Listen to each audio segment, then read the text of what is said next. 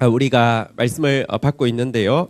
사실 말씀이 들리는 게 은혜고 또 말씀을 사모하는 게 은혜지만 여러분들 그냥 이 말씀은 공허한 이야기가 아닙니다. 반드시 그대로 일하고 계십니다. 지금 우리가 성탄절을 맞이하여서 이사야서 이제 40장부터 특별 큐티를 하고 있습니다.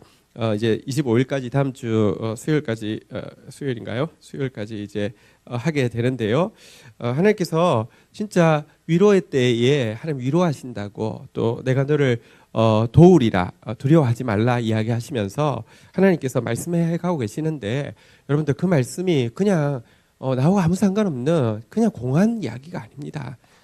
지금도 믿음으로 받아들일 때 하나님 정확하게 일하고 계십니다. 할렐루야. 예, 오늘도 우리 그 기대로 나왔고요. 또 혼자 말씀 받아도 감당하지 못하지만 공동체가 함께 받을 때 함께 싸울 수 있기 때문에 나왔습니다. 우리 이사야서 42장 1절부터 9절까지 말씀 받도록 하겠습니다. 이사야서 42장 1절부터 9절 교독하겠습니다. 내가 붙드는 나의 종, 내 마음에 기뻐하는 자 곧 내가 택한 사람을 보라. 내가 나의 영을 그에게 주었은즉 그가 이방의 정의를 베풀리라.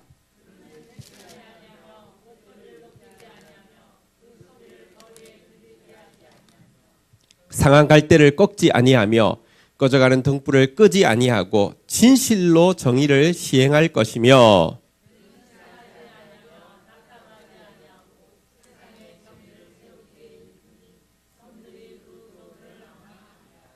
하늘을 창조하여 펴시고 땅과 그 소산을 내시며 땅 위의 백성에게 호흡을 주시며 땅에 행하는 자에게 영을 주시는 하나님 여호와께서 이같이 말씀하시되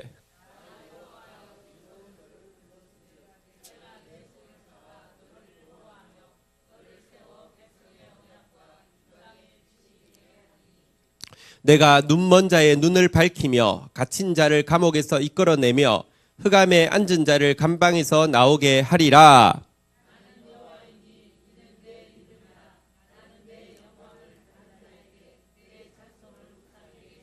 9절 같이 읽겠습니다. 시작.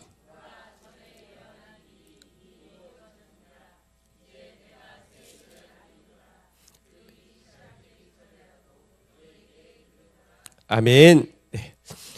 우리 지금 이제 하나님께서 이사야서 40장에 이제 위로에 대해서 말씀하시고 그다음에 그 위로를 이루실 하나님이 얼마나 크신 분이신지를 이야기하시고요. 또 하나님이 얼마나 그 자비가 많은 신분이신지도 이야기했는데요.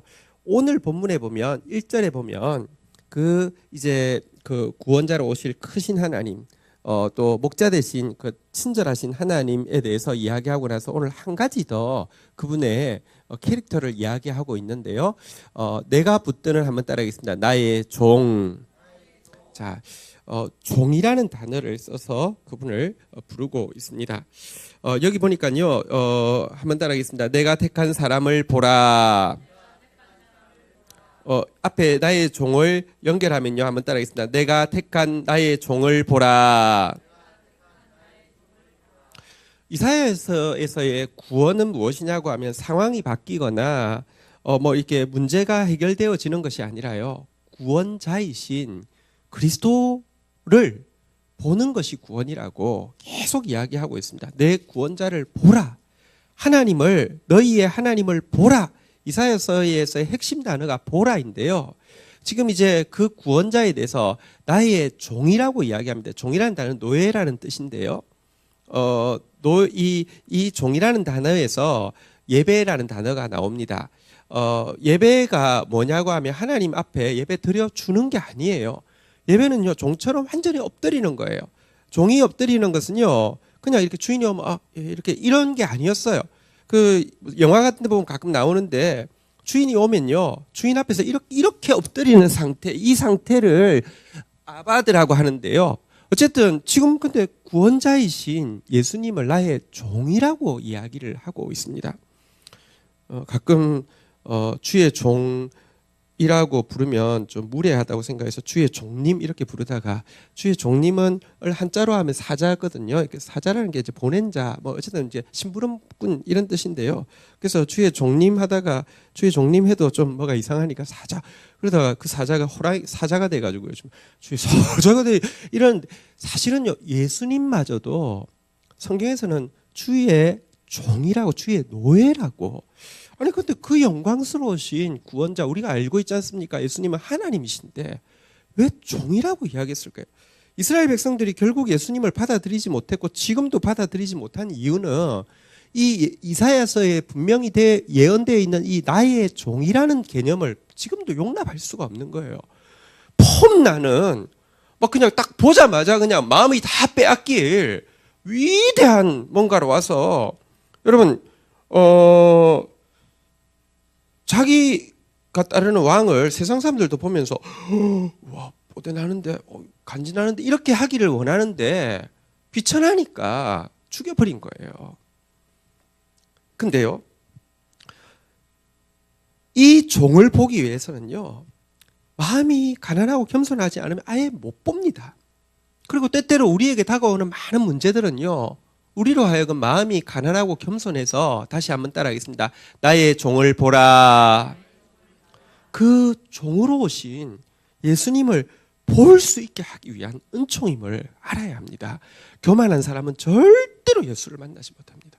성경에 보면 하나님은요, 지극히 높고 거룩한 곳에 계시면서 동시에 겸손하고 통회하는 자와 함께 하시다고 그랬는데요, 인간은 지극히 높고 거룩한 곳에 있는 하나님을 원하지만 나는 지극히 높고 거룩한 곳에 있는 하나님을 볼 수도 없어요. 너무 죄인이었어요. 인간이 볼 수 있는 하나님은 유일하게 겸손하고 통회해야지만 볼 수 있는데요, 우리는 또 겸손하고 통회하는 마음이 없기 때문에 이래도 저래도 못 보는 거예요. 사실 그분이 비천해서가 아니라 우리를 구원하기 위해서 오셨기 때문에 우리처럼 낮아져서 종의 스스로 노예의 형상을 가지고 오시기 위해서 종으로 오셨는데요, 정작 종으로 오신, 우리 때문에 종으로 오신 그를 종이라고 멸시하고 받아들이지 않은 것이 이스라엘 백성입니다. 우리도 마찬가지입니다. 그럼 정말 더 낮아지셔서, 우리 때문에 낮아지셔서 오신 종으로 오신 그분을 볼 수 있는 성탄의 계절이 되기를 주의 이름으로 축원드립니다. 근데 이렇게 낮아짐이요, 주님이 사실은 이 낮아짐에 대해서요, 어쩔 수 없어서 낮아지긴 낮아지는데 참 쭈글스럽다. 야, 모양 빠지는 거 진짜 싫은데, 아이씨. 그리고 하나님도 야, 방법이 없잖아. 그러니까 좀 잠시 좀 참아. 어쩌겠어. 이게 아니라요, 이렇게 종처럼 낮아진 예수님의 모습을요, 한번 따라하겠습니다. 내 마음에 기뻐하는 자. 하나님이, 예수님이 이제 그 종으로 가기 위해서 이제 준비를 딱 돼서 아버지 저 갔다 갑니다 이렇게 이야기하는데, 딱 보니까 진짜 말하자면 거지 형상이 되어서 내려가려는 모습을 딱 볼 때 아버지 하나님도 보시면서 참 미안하다. 야, 이게 뭐냐? 이게 아니라요, 하나님께서 그를 보시면서 내 마음에 기뻐하는 자. 아니, 예수님께서 사실은 가장 낮아지신 자리가 언제냐고 하면 세례를 받으실 때입니다. 세례를 받는다는 건 뭐냐고 하면 죄인임을 고백하는 것입니다. 예수님 죄인 아닙니다. 근데 우리 때문에 죄인임을 고백하는 자리까지 세례를 받으신 겁니다. 그때 세례를 받고 올라오실 때 하늘에서 이는 내 사랑하는 자요 내가 기뻐하는 자니라, 이렇게 주님 말씀하셨습니다. 이 말씀은요, 우리로 하여금 하나님 나라, 하나님께서 보시는 이 패러다임이 우리 생각하고 얼마나 다른지를 자꾸 보여줍니다. 우리 안에는요, 어쨌든지 지금 좀 낮아져도 되는데, 아니 훈련의 과정이니까 낮아지고, 이렇게 좀 뭐랄까, 한번 이렇게 낮아진 사람이 높아질 수 있으니까 낮아지는 것이지만, 언젠가 한번 높아지면 옛날 내 낮아졌던 것에 대해서 이게 진짜 보상 다 받을 만큼 한번 떵떵거릴 거야, 이런 마음이 계속 있습니다. 아니, 예수님께서 이야기하실 하나님 나라는 가장 작은 자가 가장 큰 자가 되는 나라라고 이야기하셨습니다. 이게 낮아지는 게 이상한 일이 아니라, 비굴한 일이 아니라, 낮아지는 것 자체가, 기꺼이 사랑으로 낮아질 수 있음 자체가 행복인 나라가 하나님 나라고요. 그것이 하나님의 마음입니다. 이 마음으로 패러다임이 전환되지 않으면 잠시 낮아진 척은 할 수 있지만 진짜 낮아진 사람이 되지 못합니다. 여러분 그냥 훈련 받을 때 잠시 낮아진 척하는 게 아니라 종인 척하는 게 아니라 우리의 정체성이 종이 되어지는 그런 저와 여러분 되시기를 주의 이름으로 축원드립니다. 여러분 성령은 누구에게 임하시느냐? 종에게 임합니다. 성령은 겸손한 자에게 임합니다. 성령은 어린 양에게 임하는데요. 지금은 성령 구하는 사람들이 전부 다 독사가 돼서 구합니다. 성령 주시옵소서! 성령 오면 잡아먹을 것처럼 진짜 오면요 잡아먹어가지고요 성령을 악령으로 바꾸어서 쓰는 사람들이 대부분입니다. 그렇지 않습니다. 여러분 진짜 이 종됨을 기뻐하면요 종처럼 낮아져서 우리 안에 들어오시기를 기뻐하시면 성령은 저절로 임하는 것입니다. 어린 양 위에는 성령이 비둘기같이 임하실 수 있습니다. 독사 위에 비둘기가 있다고 보십시오. 얼마나 그림이 불안정합니까? 언제든 잡아먹을 거니까요. 하나님께서 겸손한 자에게 주의 영을 주십니다. 지금도 마찬가지입니다. 우리가 하나님 앞에서 가난한 마음이 생기는 것 자체가 은혜인데요. 이때야말로 성령 충만한 때입니다. 성령 충만한 것은요, 여러분들이 건강해가지고 하나님 앞에 한번 기도할 마음이 생기고 한번 내가 오늘 단판 지어보겠다고 한번 성령 받아보겠다고 주여 주시옵소서 주시지 않으시면 제가 물러가지 않습니다. 작정 들어갑니다. 금식 들어갑니다. 철야 들어갑니다. 누가 이기는지 한번 해봅시다. 이게 성령 받는 게 아니에요. 너무너무 약해져서 너무너무 겸손해져서 너무너무 가난해져 있는 이때가 성령이 그냥 임하는 때예요. 그리고요 이 성령이 임하면요 예수 그리스도께서 이 세상에 오신 목적이 무엇이냐 한번 따라하겠습니다. 이방에 정의를 베풀리라. 여러분 이 이방이라는 단어는 실제 이제 유대 밖의 사람을 이야기하기도 하지만 버림받은 사람, 배척받은 사람, 실패한 사람, 낙오한 사람 이런 표현을 다 가지고 있습니다. 어쨌든 그분은요 이방에까지 진짜 실패의 끝자락에 서 있는 사람까지 절대로 구원의 대상이 될 수 없을 것 같은 자리까지 정의를 베풀리라 이렇게 이야기했는데요. 이것만 한번 좀 먼저 보도록 하겠습니다. 한번 다시 따라하겠습니다. 정의를 베풀리라.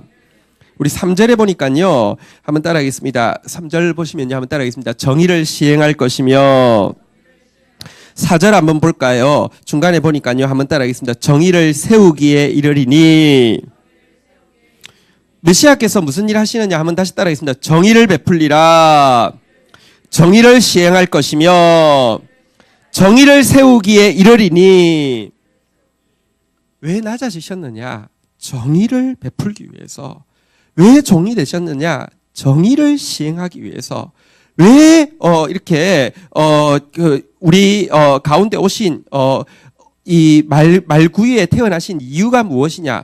정의를 세우기에 이르기 위해서. 근데 이 정의가 무엇이냐? 아마 우리 교회가 그래도 이 정의라는 단어에 대해서 제일 그나마 잘 알고 있을 것입니다. 정의가 뭐라고요? 원어가 미시파트인데요. 미시파트라는 단어는요.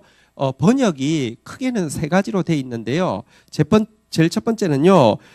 이렇게 법도라는 단어로 많이 번역되고요. 두 번째는요, 이 판단이라는 단어로 많이 번역되고요. 세 번째는 정의라는 단어로 번역되는데요. 어떻게 사용되어지고 있습니까? 다시 한번 따라해 보겠습니다. 주의 법도를 배우게 하소서. 아무리 정의 이야기해도 하나님 말씀 모르는 사람은 정의를 모르는 겁니다. 다시 한번 따라하겠습니다. 공평하게 판단하게 하소서.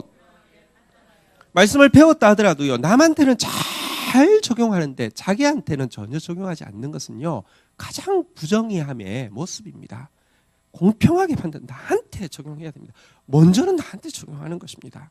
그리고 나서는요 이 법도 판단 외에는 전부가 정의로 번역되어지는데요. 정의의 뜻은 무엇이냐고 하면 한번 따라하겠습니다. 약한 자를 돌아보게 하소서. 영혼을 자유케 하는 사람 되게 하소서. 약한 자 돌아보는 것이고요. 또 여러분들 내가 누굴 도와줄 수 있는데요. 그거를 빌미로 막 묶는 사람이 있습니다. 내가요, 뭐 영적으로 이렇게 티칭을 줄 수도 있어요. 이렇게 그러면서도 그걸 가지고 자꾸 사람을요 구속하는 사람이 있어요. 그거는 절대로 정의가 아닙니다. 그건 자기 장난감 만드는 것입니다. 그건 정의 아닙니다. 정의는요 영혼을 자꾸 자유케 해주는 상태가 정의입니다. 예배 집중하세요. 자, 자꾸 자유케 해주는 상태가 정의입니다. 어쨌든 이것 위해서 오셨다 그랬는데요. 그러니까 일단 한마디로 간단하게 이야기하면 약한 자, 가난한 자, 겸손한 자. 이 오늘 표현해 보면 오늘 우리 GT에 보면 가련하고 가난한 자. 그래서 부르짖을 수밖에 없는 자들을 구원하기 위해서 주님이 종처럼 낮아지셨다. 이렇게 이야기하고 있습니다. 우리 가난하다가 이 주인이 죄인에게라야 병든 자에게라야 구주가 필요하다고 하는 이 구원의 주인공 되기를 이 구주가 가장 필요한 사람 되기를 주의 이름으로 축원드립니다. 2절에 이렇게 그분이 어떤 모습으로 이 일을 하실지에 대해서 이 종으로 오신 예수님이 어떤 모습으로 일하실지에 대해서 이야기합니다. 2절 같이 한번 읽도록 하겠습니다. 읽겠습니다. 시작.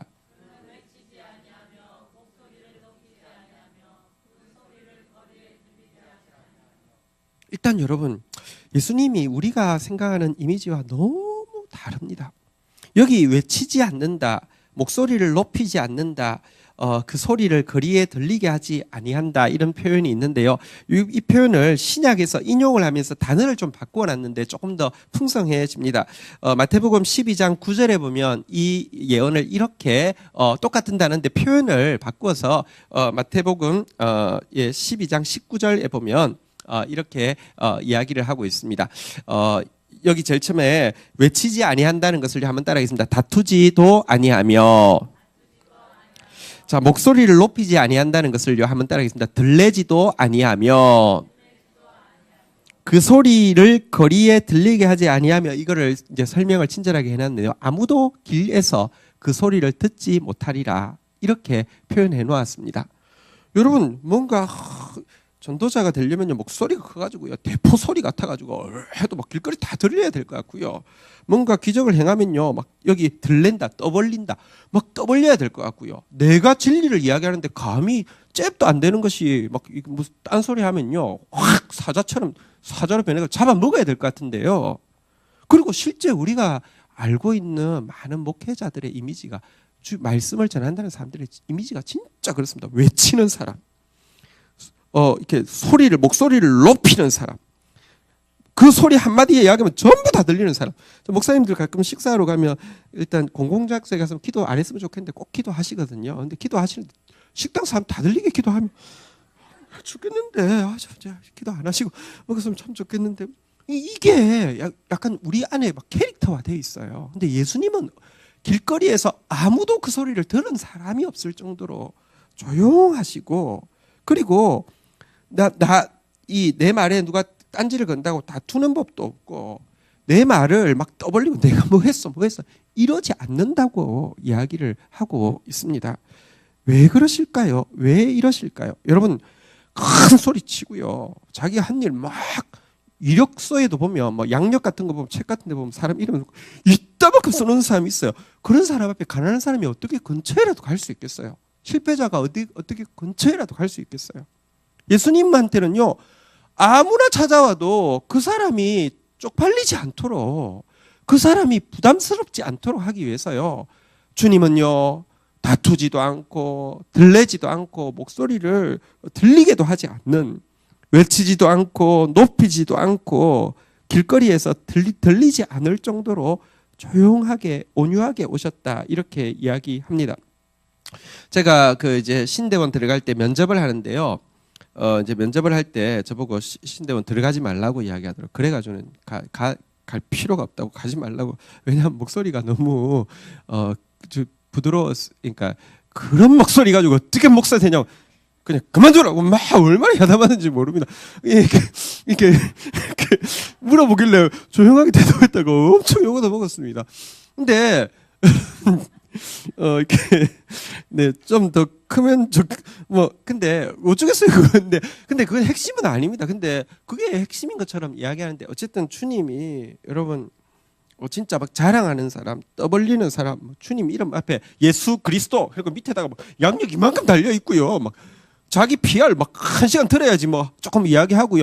이런 분 아니어서 얼마나 좋습니까? 언제든지 나아갈 수 있어서 얼마나 좋습니까? 죄인의 친구가 되셔서 얼마나 좋습니까? 여러분 이런 것을 온유라고 하고요. 우리도 온유한 사람 되어서 누구든지 우리에게 나옴이 부담스럽지 않은 사람 되어야 되는데요. 자꾸 우리한테 누가 나오는 게 어려운 사람 되는 거 여러분들이 커지고 있는 게 아니라 여러분이 교만해지고 있는 겁니다. 어쨌든 그런 사람 안 되어야 되겠습니다. 3절 한번 볼까요? 주님에 대해서 이렇게 또 이야기합니다. 같이 읽겠습니다. 시작. 상한 갈대를 꺾지 아니하며 꺼져가는 등불을 끄지 아니하고 진실로 정의를 시행할 것이며. 인간 속에 참 못된 기질이 있습니다. 갈대가 이렇게 갈대밭에 우리 뭐 이제 가잖아요, 그죠? 근데 갈대가 한 개가 뚝 꺾어져 있으면요, 그냥 지나가다가 내가 똑 이렇게 꺾어져 있으면 그걸 끊어내고 싶은 마음이 있습니다. 아이들은 촛불만 케이크만 보면 자기 생일이 아니어도 달려서 끄고자 싶은 마음이 있는데요. 이렇게 꺼져가는 등불을 보면요, 그냥 가서 우리가 훅 불고 싶은 마음이 있습니다. 고기들도 보면 생선들도 키워보면 수족관에 보면 누가 하나 아프면요 막 친절하게 다 몰려와서 계속 뜯어줍니다. 이게 우리 속에 범죄하고 나서 있는 기질입니다. 왜냐고 하면 희망이 없거든요. 갈대가 꺾어지면요 이제 썩을 때까지 그냥 계속 그렇게 있다가 썩는 거 아닙니까? 심지가 꺼져가면요 그 꺼지는 것만 수수만 남아 있습니다. 인간 속에는 그런 되게 못된 마음이 있습니다. 잔인한 모습이 있습니다. 그런데 가능성이 없어 보이는 상한 갈대와 꺼져가는 등불에 대해서도요 절대로 끄지 아니하고 절대로 끄지 아니한다고 이야기하고 있습니다. 여러분 주님의 인내는요 주님의 인내가 이기는데, 주님의 견인이 이기는데 이와 같은 인내를 가지고 계신데요, 이 뒤에 표현이 한번 따라하겠습니다. 진실로 정의를 시행할 것이며. 정의는 약한 자를 돌아보는 것이라고 했는데요. 다시 말하면 상한 갈대 같은 사람, 꺼져가는 등불 같은 사람을 돌아보는 것이라고 했는데요. 이 진실로 정의를 시행할 것이며, 이 표현은 또 신약 성경 아까 우리 읽었던 성경에 보면 뭐라고 표현했냐고 하면 12장 20절에 보면 이제 이어지는 내용입니다. 마태복음 12장 20절에는 이 진실로 정의를 시행할 것이며 이랬는데요. 여기 지금 심판이라는 것은 제가 아까 전에 뮤시파트라는 단어가 번역할 때 재판이라는 표현이 있다고 그랬죠, 그죠? 그러니까 재판이라는 표현을 지금 신약에서 심판이라고 번역한 것이고요. 실은 정의를 이야기합니다. 한번 따라하겠습니다. 정의가 이길 때까지 하리니. 언제까지 상한 갈대를 꺾지 않느냐? 언제까지 꺼져가는 등불을 끄지 않느냐? 정의가 이길 때까지. 다시 말하면 진짜 그 약한 자가 회복되어져서 도리어 약한 자를 통해서 당신의 영광이 나타날 때까지 주님은 정의가 이길 때까지 한다고 이야기하고 있습니다. 여러분 이게 얼마나 소망이 되는지 모릅니다. 우리는요 약해지면요 내가 약해진 것 때문에 힘들지만 약해진 나를 보는 다른 사람들을 보는 것 때문에 더 힘들기도 합니다. 실제로 세상은요 약한 사람 용서하지 않습니다. 용납하지 않습니다. 밟아버려야 합니다. 그래야 직성이 풀립니다. 그런데 주님은요 우리가 약해지면요 진짜 정의, 우리가 회복되어지는 이 정의가 이길 때까지 포기하지 아니하시고 붙들고 계시는 분이십니다. 그분이 종으로 오신 예수 그리스도십니다. 할렐루야. 자, 우리 이어지는 우리 4절 보도록 하겠습니다. 같이 보도록 하겠습니다. 읽겠습니다. 시작. 그는 쇠하지 아니하며 낙담하지 아니하리니 세상에 정의를 세우기에 이르리니 섬들이 그 교훈을 앙망하리로다. 자, 그런데요, 사실은 우리 같은 자를요, 이렇게 부드럽게 다가오셔가지고요, 우리 같이 꺾어지고 우리 같이 꺼져가는 인생을요, 붙들어 두지만 일단 내가 변하기가 참 쉽지 않아요. 진짜 여러분 다른 사람 한번 고치려고 해보세요. 다른 사람 도와주려고 해보세요. 참 그냥 돈으로 잠시 도와주는 건 쉽지만 사람이 바뀐다는 게 얼마나 쉽지 않은지 우리가 막 느끼게 됩니다. 근데요, 그 사람 말고 나는요 더 대단합니다. 안 바뀝니다. 주님이 우리를 포기하지 않고 붙잡고 있어도요, 솔직히 말하면요, 그냥 기력이 쇠하는 것처럼 포기하고 싶다, 그만두고 싶다, 이런 마음이 내가 나도 내가요, 이 연단의 과정에서, 성화의 과정에서 내가 내 모습 보고 포기하고 싶을 때가 너무 많지 않습니까? 그런데 붙잡고 계시는 주님은요, 한번 따라하겠습니다. 쇠하지 아니하며. 또요, 여러분, 이게 주님만 우리를 잘 붙잡으시면 되는 문제가 아닙니다. 우리가 범죄함으로 말미암아 제3자가 개입하게 되었습니다. 사단이 들어오게 되었죠. 내가 회복되어지는 것은요, 그냥 하나님이 나를 회복시키면 되는 게 아니라 사단은 자기 거를 빼앗기는 것이기 때문에 죽으라고 할 수 있는, 죄가 들어오고 나서는 사망이 들어왔습니다. 사망을 일으킬 수 있는 모든 것에 대해서 주권을 행사할 수 있습니다. 상황을 통해서, 또 관계를 통해서, 타락한 마음을 통해서 끊임없이 또 공격하고 있기 때문에 주님이 우리를 고치는 과정에서요, 낙담할 수 있는 일이 되게 많습니다. 쉽지 않습니다. 나도 낙담되는데, 나도 상황 보면 낙담되는데, 나도 나 자신을 보면 포기하고 싶은데, 그런데 그 주님이 얼마나 성실하시느냐, 너무 놀랍죠. 한번 따라하겠습니다. 쇠하지 아니하며, 낙담하지 아니하며, 이 세상 가운데 정의를 세우기에 이르니 반드시 그 정의가 시행될 때까지 끝까지 포기하지 아니하신다. 그것을 성실이라고 이야기하고 충성이라고 이야기하는데요. 충성의 표본 되신 예수 그리스도 성실하게 충실하게 포기하지 아니하여서 결국은 정의가 세워지게 하고요. 여기 섬들이라는 표현은 이방과 같은 표현인데요.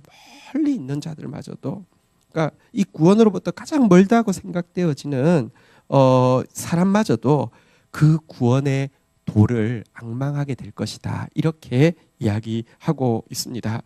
이분이 우리의 주님이십니다. 오늘도 여러분 상한 갈 때 꺼져가는 등불 같은 여러분들이 하나님 앞에 나와 있는 거 너무너무 행복입니다. 주님은 절대 여러분들 포기하지 않습니다. 인내로 붙잡고 계시고요. 절대 낙담하지 않습니다. 성실로 그 구원을 이루고야 말 것입니다. 할렐루야. 이렇게 예언을 하시면서요. 자, 이제 5절부터 보면 그분이 구체적으로 이제 정의를 어떻게 이루실 것인지에 대해서 이제 조금 더 자세히 설명을 하고 있습니다. 자, 이 예수 그리스도를 보내시는 하나님에 대해서 이렇게 설명합니다. 같이 읽겠습니다. 시작.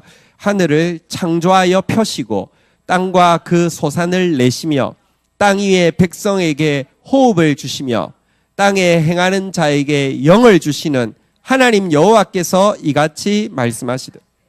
여러분, 우리가 메시아의 구원을 얼마만큼 신뢰하게 되느냐는요, 메시아를 보내신 하나님을 얼마만큼 바라보느냐에 의해서 좌우되어집니다. 이 세상에 많은 우상들이 있습니다. 이 세상에 우리가 두려워하거나 우리가 부러워하는 대상들이 많이 있다는 것입니다. 그런데 그것은요, 피조물에 지나지 않습니다. 아무것도 아닙니다. 허상입니다. 헛것입니다. 오늘 본문도 끝에 보면요, 공허한 것이고 바람이고 허무한 것이고 헛되다고 이야기하는 것입니다. 근데 하나님은요, 우리가 여러분 너무 이렇게 익숙해지고 나서 하나님 자꾸 작게 만드는 경향이 있는데요, 그분은 이 우주를 펴신 분이십니다.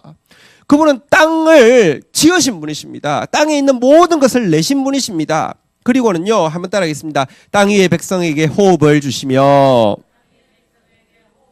여러분, 지금 숨 쉬고 있는 이것도 하나님이 숨 쉬게 하셔서 하는 것입니다. 여러분, 우리 육신에 호흡이 있는 것도 하나님 앞에 너무 감사할 제목이지만, 다시 한번 따라하겠습니다. 땅에 행하는 자에게 영을 주시는 하나님. 땅 가운데 호흡만 있는 사람이 있고 땅 가운데 주의 성령이 있는 사람이 있습니다. 여기 행한다는 단어는 순종한다는 뜻인데요, 하나님 말씀에 순종하는 자에게는요, 육신의 호흡뿐 아니라 성령의 호흡을 주신다 이야기합니다. 여러분, 내 지정의로 할 수 있는 일 해놓고 뭐 하나님께 영광 돌린다고 뭐 하나님 도와주셨다고 이야기 많이 하지 마세요. 그것도 덜 내는 거예요. 왜냐고 하면 솔직히 그래 놓고는요, 하나님 자랑하는 게 아니라 자기 자랑하는, 간증은 진짜 소리를 외치는 것이고 덜 내는 것이고 길거리에서 다 들리게 하는 것인데요, 그 내용은 하나님 빙자에서 자기 자랑하는 거예요. 그리고 사실은요,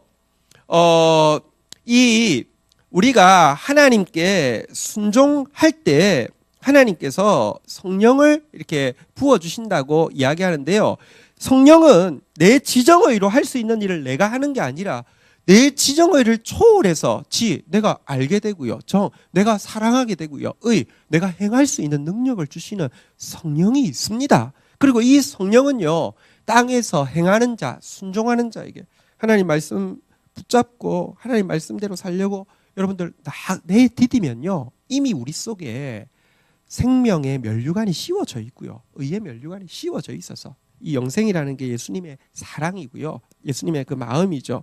이 의라는 게 예수님의 행동, 선한 행실인데요, 이게 성령의 능력에 의해서 나타나는 것입니다.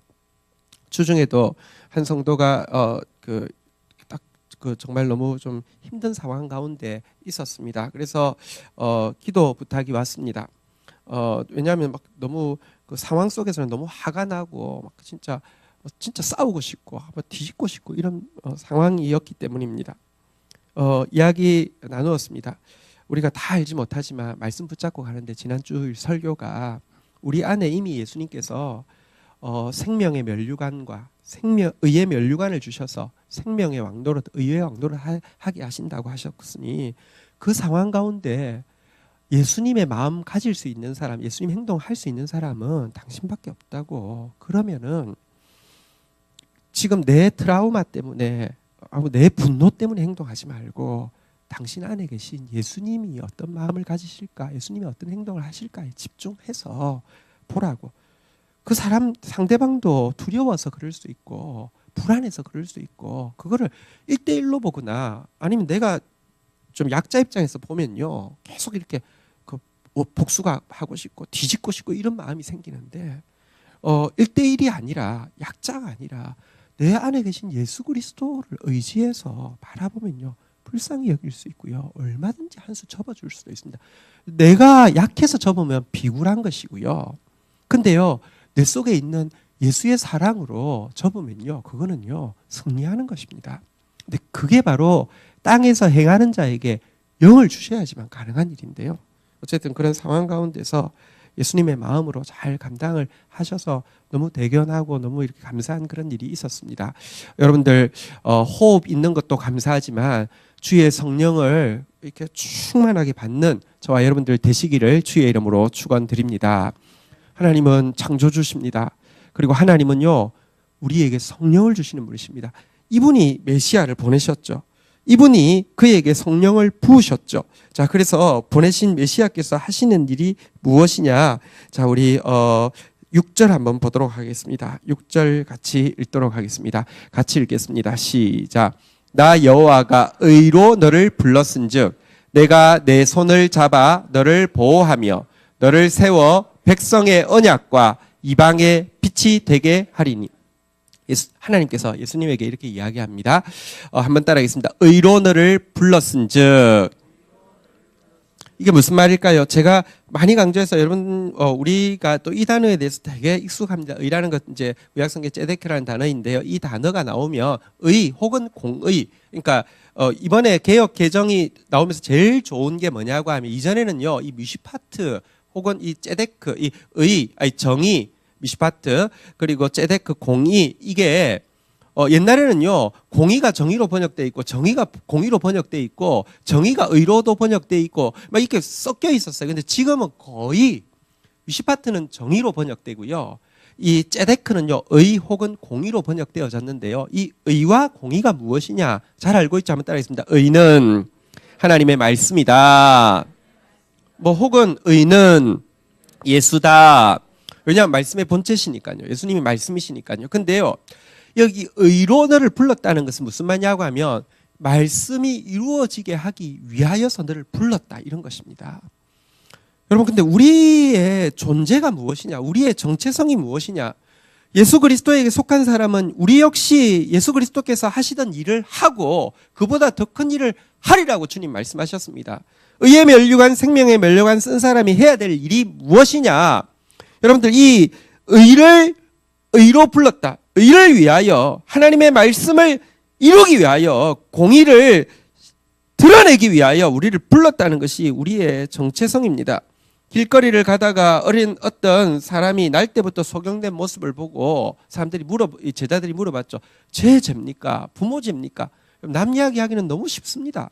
그때 뭐라고 했냐면 하나님이 하시는 일을 나타내기 위함이다 그랬습니다. 그의 정체성은요, 이걸 달리 이야기하면 한번 따라하겠습니다. 의로 너를 불렀은즉, 이 말씀을 이루게 하기 위해서 이와 같은 일이 있다고 이야기했습니다. 여러분, 그 요한복음 11장 4절에 보면요, 나사로가 죽었습니다. 나사로가 죽었다는, 병들었다는 소식이 들렸습니다. 이때 예수님께서 이렇게 말씀하셨습니다. 같이 한번 읽도록 하겠습니다. 읽겠습니다. 시작.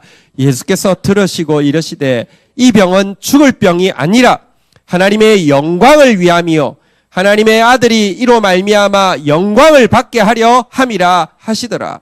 다시 말하면 이 나사로에게 일어난 일은요, 한번 따라하겠습니다. 의로 너를 불렀은즉, 의를 위해서, 말씀을 이루게 하기 위해서, 공의를 위해서 불렀다, 이런 말씀인 것입니다. 이게 우리의 정체성이고요, 또 예수 그리스도의 정체성이죠. 나 여호와가 의로 너를 불렀은즉, 의를 이루기 위해서, 말씀을 이루기 위해서, 언약을 이루기 위해서 구약 때부터 계속해서 너희를 구원하리라, 너희를 구속하리라고 이야기하신 그 약속을 이루기 위하여서 너를 불렀은즉, 이렇게 이야기하면서요, 우리 이사야서 지금 보고 있습니다. 42장 6절 지금 읽고 있는데요. 의로 너를 불렀은즉 내가 내 손을 잡아, 한번 따라하겠습니다. 너를 보호하며. 여러분, 의를 위하여서, 말씀을 이루기 위해서 부르시고 나면요, 불러놓고 나서 방치하지 않습니다. 한번 따라하겠습니다. 내 손을 잡아 너를 보호하며. 반드시 부르시는 주님은요, 내 손 잡아서 보호해 주십니다. 아멘. 그래가지고요, 언약 백성들에게는요, 하나님의 약속을 믿고 있는 사람들에게는요, 한번 따라하겠습니다. 백성의 언약과 너의 모습 보고는 하나님은 언약을 이루시는 분이구나를 알게 하고요. 그리고 또 이방 사람들도 있습니다. 하나님, 주님은 이방에 관심이 없지 않습니다. 대단히 관심이 많습니다. 구원받을 영혼에게 관심이 많습니다. 한번 따라하겠습니다. 이방의 빛. 우리가 하나님께 붙들림 바 되어서 말씀을 이루게 되면요, 하나님 약속을 이루게 되면요, 우리가 이방의 빛이 되는 것입니다. 우리가 구원받은 백성들에게는 언약이 되는 것입니다. 이 일을 위해서 주님께서 이렇게 너를 불렀다, 이렇게 이야기하고요. 이 일이 이루어질 때 예수 그리스도께서 하시는 일이 무엇이냐? 7절에 보니까요, 정의의 구체적인 표현이죠. 이 표현은 정의의 구체적인 실현을 이야기합니다. 7절 같이 읽도록 하겠습니다. 시작. 내가 눈먼 자들의 눈을 밝히며 갇힌 자를 감옥에서 이끌어내며 흑암에 앉은 자를 감방에서 나오게 하리라. 여러분, 사람들 전부 눈멀어 살고 있습니다. 정말 헛된 일에 바쁘고 죽을 때까지 막 미친 듯이 여러분 살고 있는데 눈멀어서 그렇습니다. 너무 많은 사람들이 갇혀 있습니다. 자기가 만든 감옥 속에 갇혀가지고요, 꼼짝달싹 못하면서요 살고 있습니다. 흑암 가운데 앉아 있습니다. 캄캄한 절망 가운데. 암중모색이라는 단어가 있죠. 컴컴한 데서 뭐 이거 해봤다 저거 해봤다 하는 것이 인생입니다. 근데 정의가 무엇이냐? 제가 아까 약한 자를 돌아보는 것이라고 했고요. 또 한 가지 한번 따라하겠습니다. 영혼을 자유케 하는 자 되게 하소서. 예수님께서 정의를 이루실 때에 눈먼 자가 눈이 밝아지고요, 갇힌 자가 감옥에서 이끌어 나오게 되고요, 흑암에 앉은 자가 감방에서 나오는 역사가 일어납니다. 또한 우리가 예수님 손에 붙잡힌 바 되어져서 우리를 통하여서 이 주의 의가 이루어지게 될 때 역시 우리 주위에 있는 눈먼 자가 눈이 밝아지게 될 것이고요, 갇힌 자가 감옥에서 이끌려 나오게 될 것이고요, 흑암에 앉은 자가 감방에서 나오게 될 것입니다. 이런 상황, 이런 일이 일어나게 하는 사람을 생명의 멸류관 쓰고 생명의 왕노릇 한다고 하는 것입니다. 의의 멸류관 쓰고 의의 왕노릇 한다는 것입니다. 이 일을 하신다고 이야기하고 있고요. 또 사실은 내 안에 이 일을 행하셨습니다. 참 아무리 생각해봐도 예수 믿고 나서, 여러분 뭐 예수 믿고 나서 복 받았다고 하는데 세상적으로 말하면 뭐 그렇다고 막 그렇게 뭐 부자로 사는 것도 아니고요, 그렇다고 막 그렇게 유명한 것도 아니고요, 그렇다고 뭐 특별히 뭐 잘난 것도 없고요. 그런데요, 분명히 진짜 행복하다고 고백할 수 있는 것은요, 눈이 밝아지게 하셨습니다. 더 이상 감옥에 갇혀 있지 않게 하셨습니다. 더 이상 어둠에 갇혀 있지 않게 하셨습니다. 생각해보면 정말 내 소유의 문제가 아니라 내 존재의 문제로 구원에 대해서 날마다 찬송하고 영원히 송축할 수밖에 없습니다. 우리 한번 올해 가면 이제 바뀔 텐데요. 내년 표는 예비되었는데 올해 표 이제 가기 전에 한번 또 고백하겠습니다. 날마다 찬송하리이다. 영원히 송축하리이다. 아멘. 금요일 날 미리 오신 분들에게 스포일러 유출하겠습니다. 한번 따라하겠습니다. 의의 열매가 가득하리라. 네, 우리 하나님의 약속의 말씀인데요. 의의 열매, 다시 말하면 말씀대로 이루어지는 열매, 또 의의 열매. 의라는 것이 우리 한글 성경 신약에 보면 한 군데는 의라는 단어가 착한 행실로 번역되기도 했습니다. 주님 때문에 우리에게서 맺히는 착한 행실의 열매가 가득한 해가 내년에 되게 하실 것입니다. 가나안에서 진짜 의를 위하여 부르신 하나님께서 의의 열매가 가득하게 하실 줄을 믿습니다. 자, 이제 8절 보도록 하겠습니다. 8절 같이 한번 읽도록 하겠습니다. 근데 이 약속들, 내가 너 의를 위해서 불렀어. 네 손 잡고 보호해 줄 거야. 그래서 네가 바로 백성들의 언약이 될 것이고 네가 바로 이방의 빛이 될 것이라고, 너를 통하여서 눈먼 자, 갇힌 자, 흑암에 앉은 자들을 자유케 할 것이라고 이야기하셨는데요. 이 일이 나만 보면 도저히 이루어질 것 같지 않습니다.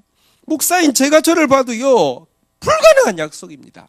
그런데 다시 이야기합니다. 구원은요, 내가 개선되어지는 게 아닙니다. 자기 개발이 구원이 아니라 자기 부인이 구원입니다. 왜? 자기 부인 자체는 구원이 아닙니다.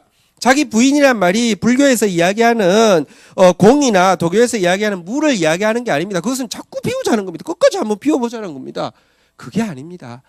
나를 비워야지만 그제서야 하나님을 볼 수 있기 때문입니다. 하나님으로 채워지기 때문입니다. 기독교에서 자기 부인은요, 무와 공이 아니라 성령 충만입니다.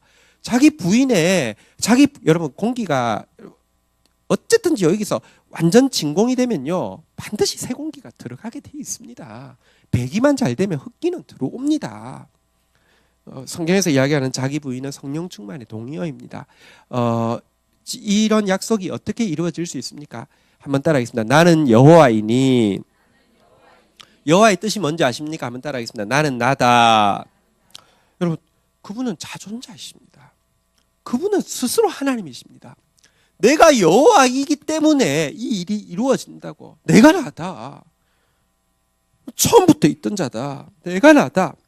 그 하나님이요, 하나님의 이름은 여호와죠. 나는 나다. 그런데요, 하나님께서 이렇게 약속하십니다. 한번 따라하겠습니다. 내 영광을 다른 자에게, 내 찬송을 우상에게 주지 아니하리라. 왜 이와 같은 구원이 일어나느냐? 하나님이 선언하십니다. 내 영광을 다른 자한테 안 줘. 내 찬송을 우상에게 안 줘. 이렇게 이야기했는데, 내 영광, 내 찬송이 뭘까요? 여러분, 이 성경을 잘 모르면요, 착각합니다. 하나님께서 영광 받으시기 원하시고 하나님께서 찬송 받는 것을 뺏기기 싫다고, 하나님은 전부 너희들 모두 나 찬양해. 내가 제일 잘했어. 내가 제일 잘 나가. 뭐 이렇게 자꾸 착각하시는데요. 그래서 우리가 하나님 영광 돌립니다 해놓고 뒤에서, 그러니까 내가 영광 많이 돌렸으니까 내 거 좀 챙겨주세요. 이런 거 이렇게 거래하는 게 신앙생활인 줄 아는데요. 성경에서 이야기하는 내 영광, 내 찬양이 뭐냐고 하면요, 가난한 영혼을 이야기합니다. 당신의 형상으로 지으신 영혼, 특별히 가난하고 가련하여서요, 여기 오늘 이야기하는 눈먼 자, 갇힌 자, 흑암에 앉은 자, 이방, 섬들, 여러분들 이런 사람을, 이런 자들을 내 영광이라고 하고 내 찬송이라고 합니다. 그러니까 이게 안 되니까 하나님께 금칠해드리면서 그 결과로 내가 이렇게 뭐 챙기는 거, 이게 하나님 영광 받으셨다고 생각을, 아니요. 가장 작은 자가 돌봄받는 상태가 하나님께서요, 영광 받으시는 상태인 거, 이게 패러다임이 진짜 바뀌어야 해요. 교회를 의리의리하게 지어가지고 사실 그 앞에만 서도 위압감을 느끼게 해놓고는요, 교회 이제 새로 보통 그런 큰 교회 짓고 나면 표를, 그 해에 제일 많이 쓰는 표가 뭐냐고 하면 너희가 영광을 보리라, 이런 표를 주로 많이 써요. 교회 건축하고 나면 주로 그렇게 써요. 거기서 이야기하는 영광은 삐까번쩍 뭐 어리짱짱하고 이런 걸 자꾸 생각하는데, 성경에서 이야기하는 내 영광, 내 찬송이 뭐냐고 하면 가난한 영혼이에요. 내 영광을 다른 자에게 안 주겠다고, 내 찬송을 우상에게 주지 않겠다고 결단했기 때문에 당신의 영광스러우신 아들을 노예로 만들어서 이 땅에 보내셔서 결국은 우리를 건져내시겠다는 말씀인 것입니다. 그리고 이것이 하나님께서 하신 말씀이기 때문에 이루어진다고도 이야기하지만 9절에 보니까 이 약속이, 이 구원의 약속이 이루어질 것에 대해서 한 가지 더 분명한 증거를 보이고 있는데요. 9절 같이 읽겠습니다. 시작.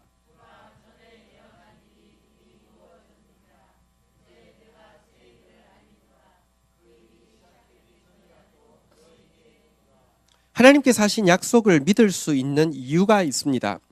성경은요, 다른 책하고 정말 많이 다릅니다. 어떤 경전에도요, 두 가지가 없습니다. 첫 번째는 역사가 없습니다. 구체적인 역사가 기록되어 있지 않습니다. 그리고 예를 들면 구체적인 역사로 따지고 들어가서 진짜 그 해에 그렇게 했다는 거예요. 그 해가 언제요? 이렇게 이야기하면, 아니, 그 의미가 중요하지 뭐가 중요하냐 이렇게 이야기하면, 모든 경전에 역사가 없습니다. 두 번째, 모든 경전에 예언이 없습니다. 예언이라는 게 소수 나오기는 합니다. 근데 그거는요, 그냥 코에 걸면 코걸이고 귀에 걸면 귀걸이지 구체적인 예언이 아닙니다. 근데 성경은 보면요, 여러분, 이 구약의 핵심이 율법서예요. 신약의 핵심이 복음서예요. 근데 율법서와 복음서를 제외하고 나머지는요, 한번 따라하겠습니다. 역사서. 구약에도 바로 율법서 다음에 나오는 게 역사서예요. 역사서가 이렇게 여호수아부터 에스더까지 전부 역사서예요. 신약도 이렇게 사도행전이 역사서죠. 그리고 나서 나오는 게 무엇입니까? 한번 따라하겠습니다. 예언서. 전부 예언이에요. 이게요, 그냥 코에 걸면 코걸이가 될 수 없는 게 너무 많은 예언이 있기 때문에 그 예언이 전부 다 맞아야지 그 예언의 성취예요. 그런데 주님은 우상에게 소송하죠. 네가 진짜 맞으면 미리 이야기하고는 이야기한 것을 실제로 이룬 것을 드러내봐 라고 이야기하시면서 아무도 응답할 자가 없어요. 근데 주님이 이야기하셔요. 내가 이전에 이야기한 것도 이루어지지 않음이 없었지만 지금 너가 이게 있었던 일이라고 전혀 생각할 수 없게 완전히 새 일을 지금 이야기한다. 너 나중에 두고 봐 라고 이야기하는 예언 가운데 있습니다.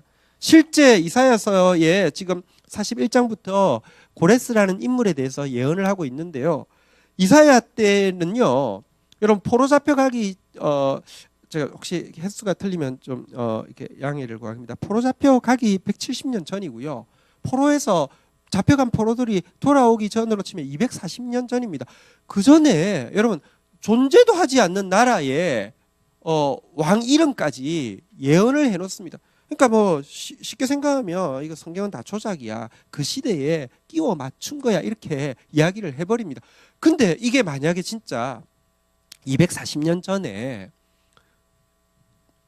세워질 제국과 그 제국의 초대 왕의 이름까지 예언되어 있는 것이 실제라고 하면 여러분들 이걸 믿지 않으면 안 되는 것입니다. 그런데 성경은 자신이 있습니다. 왜냐고 하면 그거를 의심할 것 같으면 한번 붙어보자는 것입니다. 하나님은 얼마든지. 근데요, 여러분 그렇게 심각하게 그게 진짜 맞나 안 따져봅니다. 맞으면 믿어야 되니까 그냥 비판을 할 수 있지만 따지지 않습니다. 근데요, 보라, 전에 예언한 일이 이미 이루어졌느니라. 이제 내가 새 일을 알리노라. 이 일이 시작되기 전에 너희에게 이르노라. 이 말은 무슨 말입니까? 새 일 역시 반드시 이루어진다는 것이죠. 과거의 예언이 하나도 빠짐없이 이루어진 것은요, 지금 약속하시는 이 말씀도 그대로 될 것임을 보장하는 가장 중요한 증거 중에 하나입니다. 하나님 자신을 볼 때 우리가 믿을 수 있고요, 하나님이 해오신 이 예언이 역사가 된, 예언은 미래 일인데 그게 과거형으로 바뀌면 역사잖아요. 그죠? 역사를 보면 우리 하나님 믿을 수 있습니다. 그리고 그 하나님이 하시는 일이 뭐라고요? 핵심은요, 한번 따라하겠습니다. 내 영광을, 내 찬송을 우상에게 주지 아니하리라. 우리 옆 사람에게 한번 이렇게 고백하겠습니다. 당신을 빼앗기지 않습니다. 하나님은 당신을 빼앗기지 않습니다. 성경에 그래서 42장에 가보면요, 너는 두려워 말라. 내가 너를 지명하였고 내가 너를 구속하여 불렀나니 너는 내 것이라 이렇게 이야기하는데요. 내 영광, 내 찬송 안 뺏깁니다. 절대 안 뺏기고요. 결국은 의를 위하여 우리를 세우시고 회복하실 것입니다. 주님의 강한 손으로 붙들어 주실 것입니다. 주의 영광을 드러내실 것입니다. 그 하나님을 우리가 믿습니다. 또 그 하나님을 혼자 믿으면 힘이 없습니다. 공동체가 믿는 것은요, 함께 싸우고 기도하기 위함입니다. 우리 지체들 가운데 병약한 지체도 있습니다. 혼자 힘으로는 싸울 수 없는 이렇게 위중한 상황도 있습니다. 네, 우리 같이 기도하면요, 하나님 반드시 일하십니다. 말씀 붙잡고 나아가면요, 하나님의 영광을 절대 빼앗기지 않습니다. 그 약속 붙잡고 함께 기도하고 나아가는 저희들 되시기를 주의 이름으로 축원드립니다. 자리에서 일어서시겠습니다. 우리 같이 한번 찬양하면서 나가도록 하겠습니다.